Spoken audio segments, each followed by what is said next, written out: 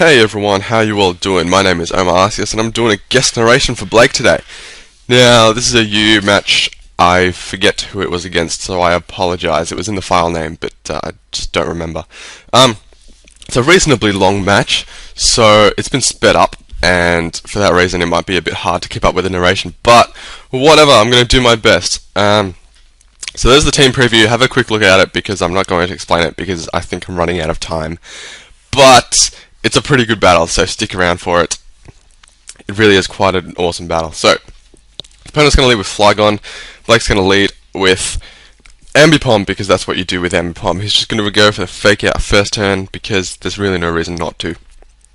And the switch into Frostlass is obvious, but there's no point in predicting that first turn. So Frostlass comes in, takes the fake out because it's immune to it, and Blake's just going to U-turn out next turn and go into Derp, which is his Victini, as the Frostlass sets up spikes, which I don't think is a major problem because I did see a hit on top, I'm pretty sure.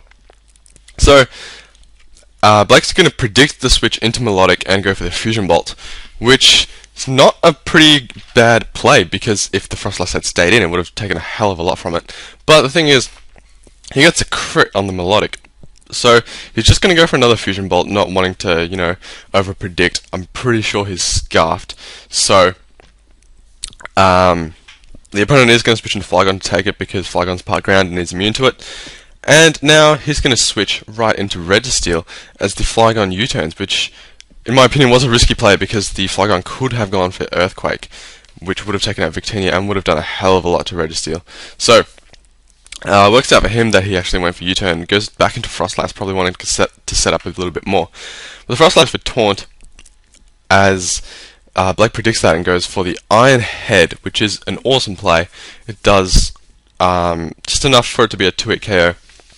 So I think Blake is just going to go for another Iron Head as the opponent actually switches out and goes into Cobalion to take it.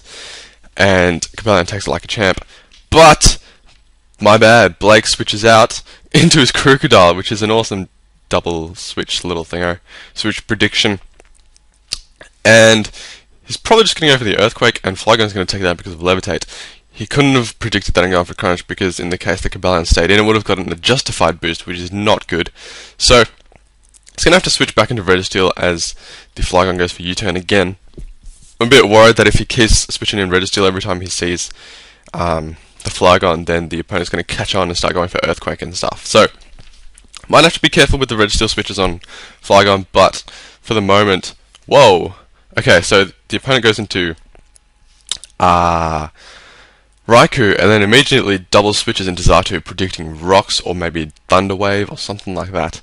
But Blake just goes for the Seismic Toss, and looks like that Xatu is pretty heavily HP invested, so it's not going to do all that much, percentage-wise. But on the next Seismic Toss, the opponent is going to go into Frostlass, and now Frostlass is going to go for Taunt again, as Blake just goes for the Iron Head, like he did last time. So, not the most fantastic play on the opponent's part. That play was pretty much the exact same thing as what happened before. So it's not working out for his opponent. Now, his opponent goes back into Melodic, who can just recover up, which is a bit of a pain because it was so close to being dead, and that's a wall. And it's a stalling wall. Stalling wall, I should say, sorry about that. And now, you're just going to go for the fake out. It doesn't do that much at all, considering it's an Ambipom's Technician boosted and all that, just because it's Melodic and it's such a powerful wall. So Ambipom is just going to U-turn out because it probably doesn't want to risk not killing with double hit or whatever other move and getting burnt with the Scald. So it's going to U-turn into Mew as the opponent recovers again, which is going to get annoying because it's almost at full health, where 2 turns ago it was almost dead. It was so close to being dead. But anyway, the opponent's going to switch into Xatu, probably predicting Rocks, maybe thinking that Registeel doesn't carry Rocks. But this Mew is offensive, it has Nasty Plot, so it is going to take out the Xatu with a Shadow Ball, and I think that's one of the first kills of the game. if I'm not mistaken. Maybe I'm going nuts, but that feels like it's one of the earlier kills. Anyways, the opponent's going to go into Flygon, knowing that it can outspeed it because the Flygon is probably scarfed. It goes for the U-turn, and the Mew lives it. Blake probably predicted the U-turn, but the opponent's going to go into Raikou as Blake just goes for a Psyshock, and that is going to do a hell of a lot, and in fact it's going to take it out. So that's 2 Pokemon dead from Mew, which is a good effort. But now Flygon is back in, so either he has to sacrifice the Mew or he has to switch it out. And he decides he might still get some mileage out of it. He's going to switch it out, go into his Hitmontop, who gets the Intimidate off, as the opponent just U-turns out again. So this Flygon is just going for U-turn every single time. So that is something worth noting. This opponent goes into Melodic, which is a bitch. It goes for the Scald, which, if I'm not mistaken, actually burns first try. Yep, it burns the Hitmontop, and it gets Toxic in return. So the thing about Toxicking is it activates its Marvel Scale. Now that like doubles its defense, or maybe the 1.5 or something like that. But the thing is, that residual damage is going to be really handy on Melodic, because Melodic is being such an ass. But he's going to go for the Rapid Spin and get rid of the Spikes, which is handy because the opponent just went for Dragon Tail. So now he can switch up freely without having to fear any residual damage, and that's going to really help. Now, Registeel's in, and the Melodic just goes for Scald, doesn't get the burn, thankfully, and Blake's just going to go for the Seismic Toss. I think this part is a bit of a stall war, so enjoy! Haha! No, just kidding. So Melodic's going to get stalled down with Toxic. It's going to want to switch out, so it wasn't a stall war, my bad. So the Registeel is just going to keep going for Seismic Toss. This Flygon is in, and it's not looking HP invested, but no Flygons are. But this Flygon is going to predict a switch, go for the U-turn again, so it hasn't used any move besides the U-turn at all. But Blake's just going to go for the Seismic Toss. It's going to nail this Melodic, and it looks like another one will take it out after Toxic and everything. But the thing is, Melodic does have that recover, like you guys have seen like 100 times, and it's going to go right back up to about 3/4 health. So I can see how frustrating this is going to be, trying to take out this Melodic. I don't think Blake has any stab, which is super effective on it. The best move he has is probably Fusion Bolt or just some other very powerful stab, I don't really know. But at the moment, Seismic Toss is pretty much the only thing it's got.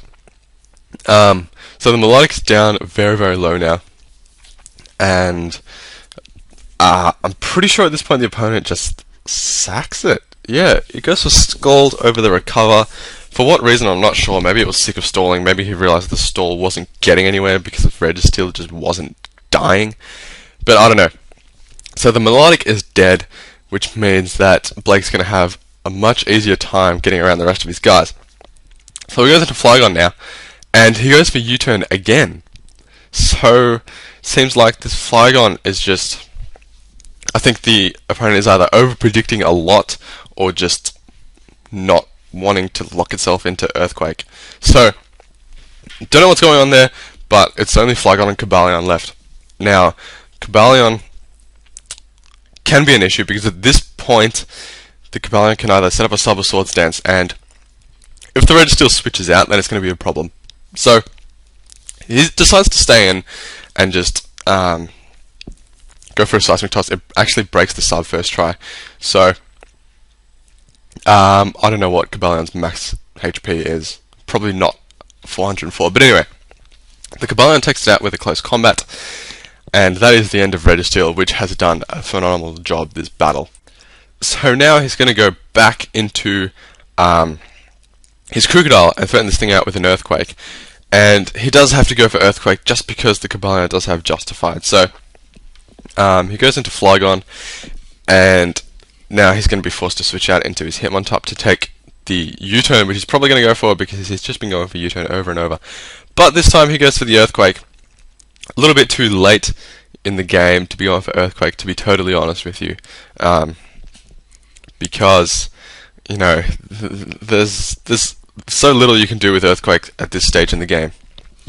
If he'd done it a lot earlier with the Red Steel, then he might have had a bit of better luck. But it doesn't matter now. He's going to switch out into Cobalion. The opponent's going to switch out into Cobalion to take the fake out, and still does a pretty decent chunk. That was almost as much as what Melodic Tud took. Tud! Wow, did I just say Tud? Anyways, Ambipom's going to go for the low kick and take out that Cobalion, which is awesome because now the opponent only has his Flygon left. And it's going to be interesting because the Flygon's scarfed, and I don't know what.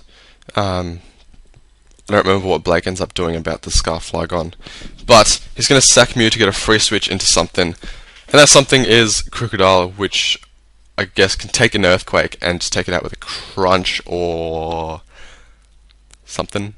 Maybe it can't take it out with a Crunch. I don't remember what happened. I apologize. It lives. Wow, it lives with like the tiny sliver of health, and he's going to have to go into Ambipom now and just go for the fake out, which will steal him the game. So, that is the game. Please subscribe to Blake Super Project if you haven't already. And if you haven't checked out my channel, check it out. And thank you all for watching, and I will see you guys later. And. Sorry, I don't usually say and that much. Actually, do I? Holy crap, I think I do. Yes, so thank you guys for watching, and hopefully you'll stick around for more from Super Project.